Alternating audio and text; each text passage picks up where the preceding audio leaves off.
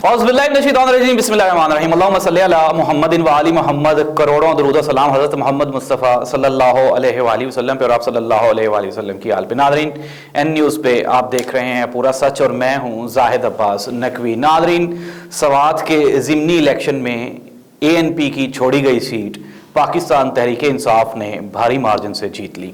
Nadreen, ये लम्हा फिक्रिया है उन 14 जमाती इत्तेहाद के लिए जो ये समझ रहे थे कि इमरान खान को रोकना और इसको शिकस्त देना आसान है, लेकिन अवाम ने खुसूसन KPK की अवाम ने एक मरतबा फिर अपने एतमाद का इजहार किया पाकिस्तान तहरीक इंसाफ पे।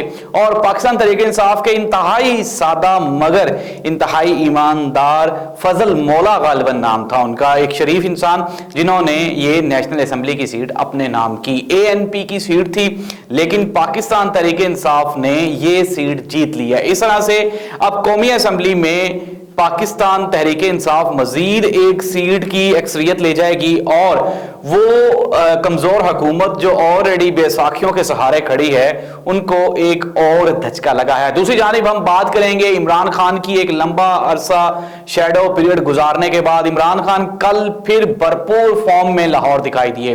लाहौर के चारों हलकों में उन्होंने भरपूर कैंपेन की। इवन के 168 में तो उनकी जो कारकुनों के साथ मुलाकात थी वो एक जलसे की सूरत इख्तियार कर गई। इमरान खान की पॉपुलैरिटी रुकती हुई कहीं पे भी दिखाई नहीं देती। तीसरी जानिब हम लोग बात करने जा रहे हैं जनरल रिटायर्ड जहीरुल इस्लाम। जी हाँ नाज़रीन, DGISI रिटायर्ड जनरल जहीरुल इस्लाम ने पिंडी में पाकिस्तान तहरीक इंसाफ की खुलकर हमायत करने का ऐलान कर दिया। एक बहुत बड़ा धचका है, एक लम्हा फिक्रिया है हमारे पावरफुल हलकों के लिए जिनका यह ख्याल था कि इमरान खान को दीवार के साथ लगाना शायद पिछले सियासतदानों की तरह आसान होगा। लेकिन जिस तरह से गुज़श्ता दौर में गुज़श्ता चंद दिनों में हम लोग देखते आए हैं कि रिटायर्ड जनरल्स, फिर उनकी प्रेस कॉन्फ्रेंस और फिर उनकी फैमिलीज का इमरान खान के साथ खड़े हो जाना अब आसान नहीं लगता बज़ाहिर इमरान खान को पाकिस्तानी सियासत से दूर करना या आउट करना। तीसरी जानिब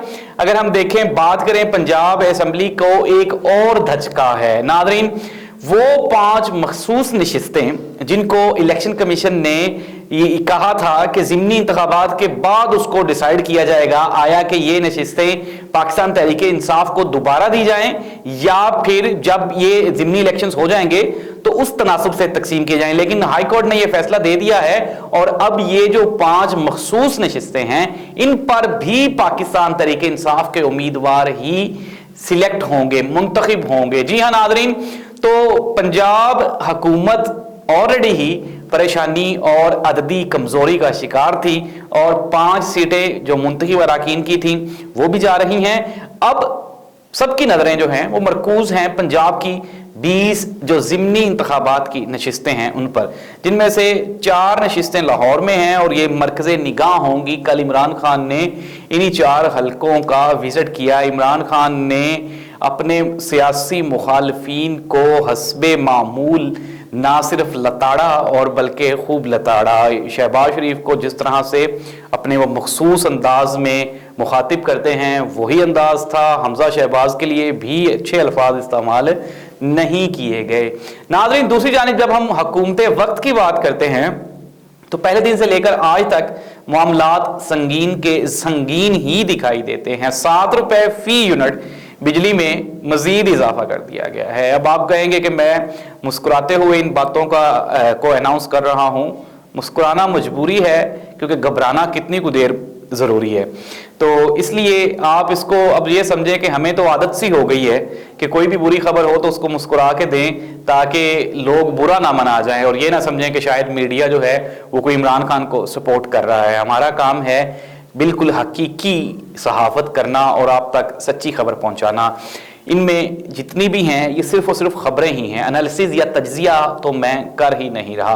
दूसरी जानिब बैरूनी जो प्रेशर है वो हुकूमत के ऊपर बढ़ता जा रहा है। IMF दूरी बढ़ाता जा रहा है हमारी गवर्नमेंट के साथ। चाइना की तरफ से हल्की सी मदद आई है लेकिन वो भी काफ़ी सारी शराइत से मशरूत है। IMF से अगली जो बढ़ोतरी किस्त का मिलना वो भी नामुमकिन दिखाई देता है। दूसरी जानिब अवाम के ऊपर 113 अरब रुपए का इजाफी बोझ डाल दिया गया है बिजली महंगी करके। 50,000 से लेकर 1 लाख रुपए आमदन तक वो लोग जिनको टैक्स से इस्तिस्ना करार दिया गया था वो भी दोबारा टैक्स के धारे में आ गए हैं। 10% बड़ी सनतों पर भी टैक्स लगा है, लेकिन बड़ी सनतों पर टैक्स लगने का एक बहुत बड़ा नुकसान जो हमने गुज़श्ता दिन पाकिस्तान स्टॉक एक्सचेंज की गिरावट की सूरत में देखा कि किस कदर पावरफुल हैं वो कंपनीज जिन्होंने धड़ाम करके हमारी स्टॉक एक्सचेंज को नीचे फेंक दिया। डॉलर की कीमत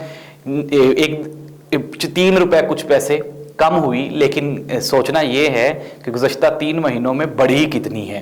तो जब डॉलर 1 रुपया महंगा होता है तो बिलियन ऑफ रुपीज़ का जो डेफिसिट है वो पाकिस्तान में बढ़ जाता है। बैरूनी ज़र मुबादला के ज़खायर में तेज़ी से कमी, पाकिस्तान में तेज़ी से होती हुई महंगाई, इमरान खान का सियासत में एक मरतबा फिर एक्टिव दिखाई देना, पंजाब असम्बली में ज़िमनी इंतखाबात में पंजाब गवर्नमेंट को सख्त मुकाबले का रद्द अमल का सामना, ये वो तमाम अवामिल हैं जिनको सिर्फ और सिर्फ अवामी सपोर्ट से हल किया जा सकता है। लेकिन मौजूदा हुकूमत अवाम की तरफ जाने से घबरा रही है। एक अच्छा जो तासुर देखने को मिला गुज़श्ता दिनों सिंध में 14 अजला में बल्दियाती इंतखाबात करवा दिए गए। पाकिस्तान तहरीक इंसाफ ने और दूसरी जमातों ने इन इंतखाबात के नताइज मानने से इनकार कर दिया। मौजूदा गवर्नमेंट को एक बहुत ही बड़ा धचका जो कि मुस्तकबिल में इनको देखना पड़ेगा।